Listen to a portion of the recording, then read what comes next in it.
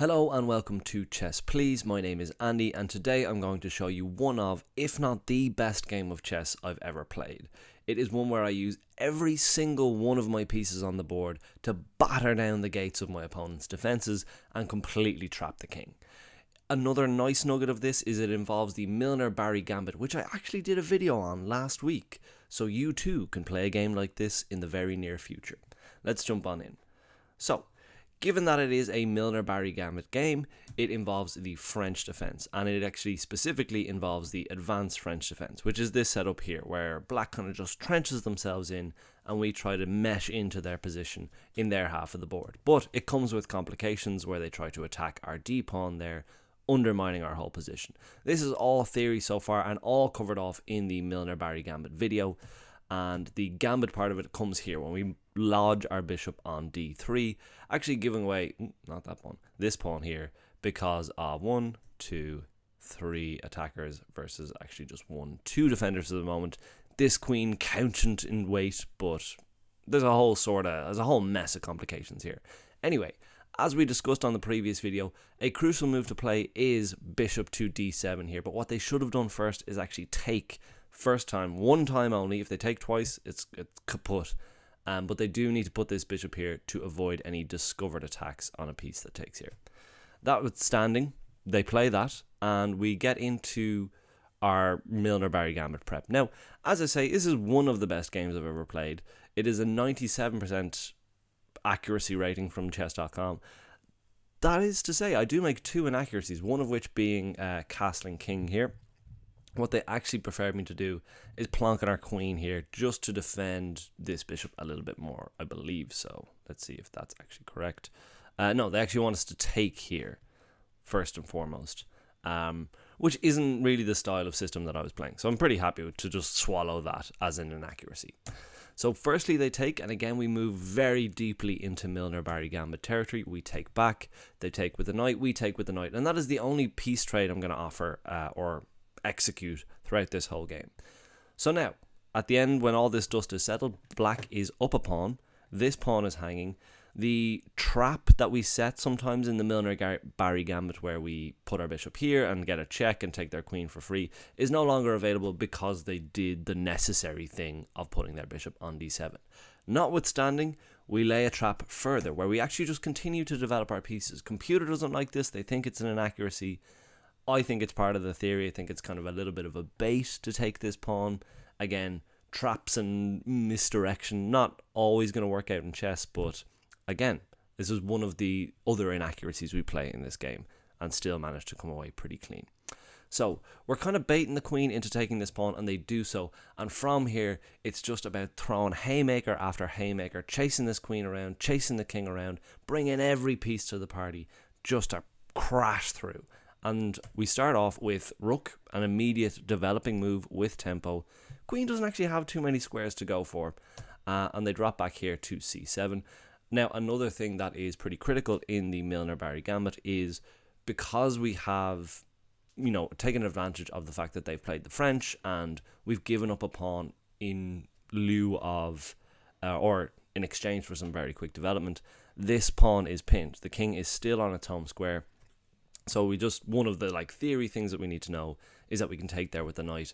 And with the queen on c7 here, we can actually take with tempo, which is gorgeous. So then they bring the queen in here to try and put some pressure on this knight.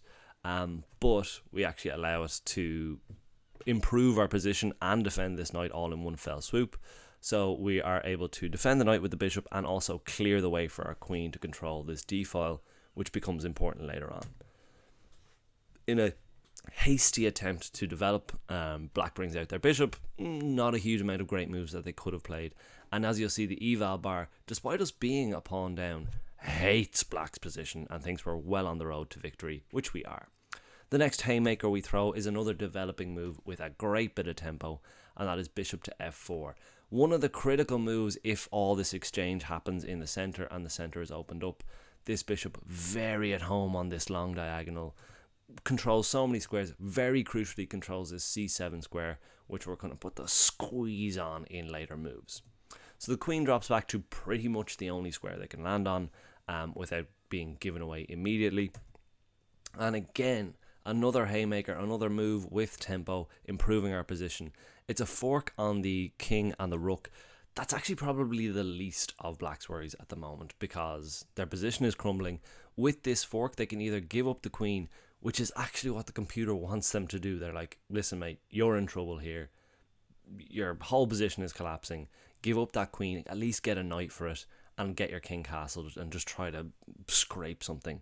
My opponent, being a human, obviously doesn't do that and just shifts their king across. And again, we can just start to build more and more pressure. We can bring this knight through here, x-raying the queen, allowing this bishop a pretty much a free move with that discovered attack on their next play.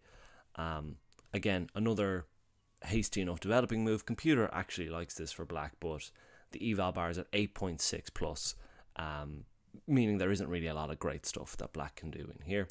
And eventually we bring our bishop in here, and our opponent actually resigns. And look at the position we got into here with a ton of really natural moves. Like, I don't want to say that any of these were any kind of brilliancies. Some of them were nice moves, but all of them were just like developing with tempo, with an attack if you can, taking advantage of vulnerable squares that you have control over in your opponent's position.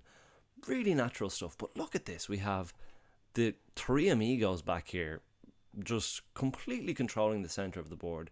The king can no longer castle because of the fork that we employed earlier on with the knight check. Bishops completely slamming on in here with a lot of pressure. Now you might be saying, like, why can't they just take here? But as I mentioned earlier on, we brought our rook to this c square so that this bishop can move away pretty freely with an attack on this queen. And like, even if the queen takes the bishop here, it's still lost. This bishop can't capture back because of the queen. It's just completely kaput. Like, I don't know necessarily what the actual like mate thread is here, but it was just a matter of time, and my opponent resigned in here as well. So one of the cleanest games I've ever played, one of the most fun, to be honest, because it was just, you could see once they accepted that gambit of the second pawn, if we go back to the position, once they accept the second pawn gambit here, from then on we take complete control of the game.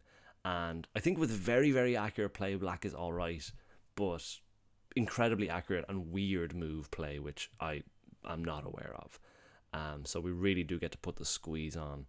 And just when I saw the Milner-Barry Gambit, games like this were what I could have dreamt of in my wildest dreams, and I'm glad in very short order was able to get one in. So again, the Milner-Barry Gambit, get it into your repertoire. It's delightful fun, especially against the French, which is so annoying to play against.